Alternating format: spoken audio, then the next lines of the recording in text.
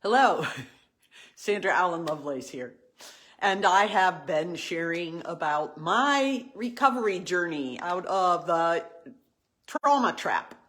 Lived in it pretty much my whole life, till these last few years. But I just wanted to share this with you. If you haven't seen it, I did a lengthy Dear Diary recently, which will be coming up on my YouTube channel, Sandra Allen Lovelace. Dear Diary, all about hypervigilance and trauma, how they fit together. And one of the connecting pieces is apophenia. Apophenia is one of the functions of the brain where unrelated things are put together to make sense out of them. That's how we learn to read and so on. However, it runs amok. Apophenia runs amok because a lot of times, well, sometimes, you have to be aware, but the apophenia will put unrelated things together and start drawing conclusions that are really not only not accurate, but faulty and problematic. And I say the brain is an evidence-seeking organ. And it starts from the time you're really little. So, yeah, before you're really capable to sort things out in a mature way. Hi, so nice to see you here. Look, today, so keep your eye open for that Dear Diary about hypervigilance, okay? I think you'll find it helpful. Dear Diary videos tend to be deeper and longer. So there you have it. Today, though, I want to share about making progress. All of this is coming up about hypervigilance because God just made it clear to me this is something that has too much influence in my life, and I am now consciously, intentionally making inroads to minimize that as much as possible. And at first it was overwhelming. I think I almost cry in the Dear Diary, but it was almost overwhelming because hypervigilance. I mean, if you're going to survive, you better listen for every noise. You better know what it is. You better pay attention to everything you see because it might be dangerous.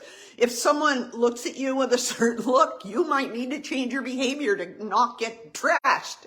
And so, yeah, when you live a lifetime like that, you're aware of a lot of stuff. Well, what happened was after I recognized, actually, I became aware that that was why hypervigilance was coming up a lot, because it was time for me to address this particular part of the trauma trap. And the piece that I didn't know what to do, and a number of days went by, and then I started catching myself in certain places, and I thought, well, this is the apophenia link. This is the link to apophenia. And now, today, I had a really clear run-in with it. And I thought, all right, Sandra, get on there and share that so other women know. Well, here's the way it went. Yes, I was at the gym and working out, and somebody else responded in an odd way to me. And I thought, I wonder what she meant by that. I wonder what she meant. It's like a little red flag. I've talked to Holy Spirit about alerting me. It was as if a little red flag went up. Well, Sandra, you have no idea what's going on inside her and what the look on her face was about. There's no sense trying to put it together with how you would make a face like that or anybody else would make a face like that or what that kind of face ever meant to you in the past. Because the reality is you don't know what's going on in her mind or body or spirit. You don't know. And then I laughed. I laughed right out loud because here's the thing. I've done that a lot. I think we women, it's one of the ways that we function in the world, to be paying attention to all these other things. And so I laughed, and then it was as if God said to me, now, Sandra, I'm glad you caught yourself because the only motivation that you can verify, the only way you can double check all this input that comes in is in yourself. In yourself. And that is what you're responsible for anyway. You know, this body is the temple for Holy Spirit, who indwells all those who believe in Jesus. So Holy Spirit's here. And if which I've addressed some of this, if I allow myself to be constantly cranked up with adrenaline and cortisol and all the other things running in my body, it's hard for me to hear Holy Spirit. It's hard for me to think well enough to communicate with Jesus, to understand the Father's plan, because everything's stirred up. And so calming that down and sharing with other women how to do that has been something I've been working on for a number of years. But now this other thing has come up about apophenia. So I just want to alert you, please, that if you are finding yourself in any of those kinds of scenarios, somebody's look at you, or you planned all week to go to the store to take advantage of a certain sale, and when you get there, discover that the sale ended the day before. Oh no, I guess I was too lazy. I guess I was too busy. I guess the store messed up and canceled it early. I'm gonna have to check that ad later. On and on. That you try to make sense and get control, that's a very important word, control of the things around you and the people and their thoughts and so on. Well, yes, there's no point to that. It's a waste of energy. It feeds, it promotes apophenia, which really want to pause and be conscious and aware and consider things, information that come in.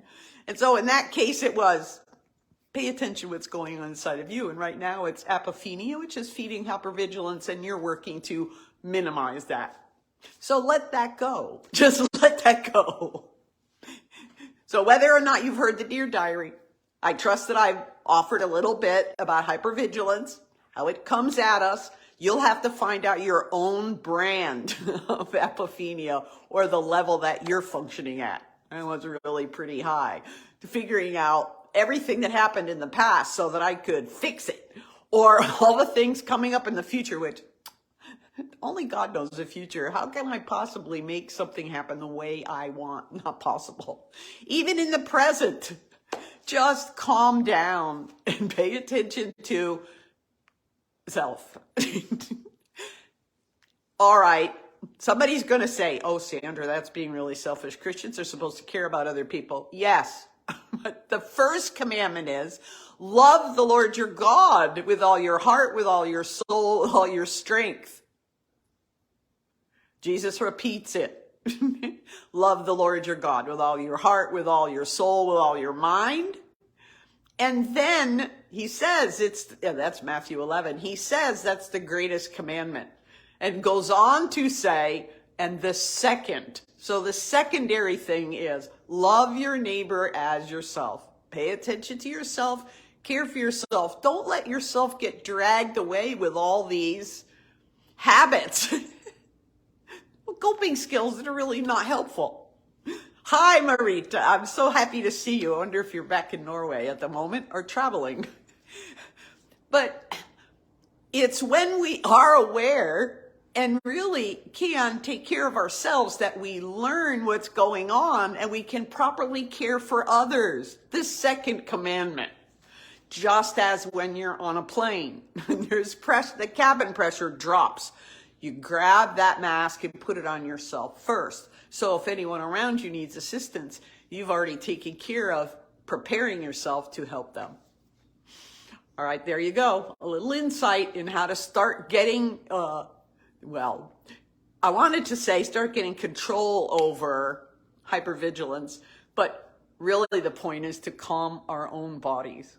Because though control is an automatic response to trauma, if I just correct this, if I just fix that, if I just whatever, it'll be better. But the reality is what we need when trauma hits is peace. Peace for your body to feel safe, to be calm and be able to rest in the peace that Jesus offers in his yoke. So there you go. Bow your head, get into the yoke, enjoy traveling with Jesus. That's all for today. Thank you. I'm going to go have lunch. Bye-bye.